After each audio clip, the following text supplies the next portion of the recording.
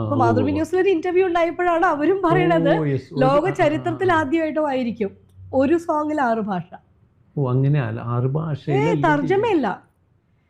ഇപ്പൊ മറ്റേ തർജ്ജമ ചാഹാ ഹേ തുജ്കോ ചാഹൂംഗാ ഹർദം മർ കേ ഭീ ദിൽ സേ യേ പ്യാർ ന ഹോഗാ കം എൻ കണ്ണുകളിലെ മകളിലെ ചില ജ്ഞാപകം സിറകടിക്കും ഞാൻ ശ്വാസിക്കും മൂച്ചിനിലെ ചില ജ്ഞാപകം കലർന്നിരിക്കും ജ്ഞാപകങ്ങൾ മഴയാകും ജ്ഞാപകങ്ങൾ എന്ന്. അത് തർജ്ജമയാ, പാട്ടിന്റെ തർജ്ജമയാണ്. പക്ഷെ ഇതല്ല, ഇതൊരു സോങ്ങില് 6 ഭാഷകൾ യൂസ് ചെയ്തിട്ടുണ്ട്. Very good. ആദ്യമായിട്ടാണ് ലോക ചരിത്രത്തിൽ ആദ്യമായിട്ടാണ് ഞാൻ തന്നെ റിയലൈസ് ചെയ്തത്. Mathrubhumi news channel interview she ന്യൂസിൽ അവര് പറഞ്ഞപ്പോൾ ഞാനിരുന്ന് ചിന്തിക്കുന്നു.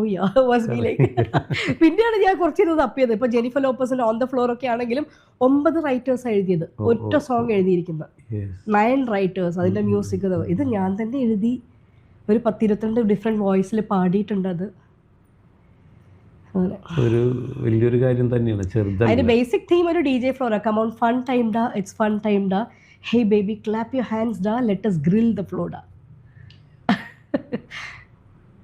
തുടക്കം മലയാളത്തിൽ നിന്നാണ്.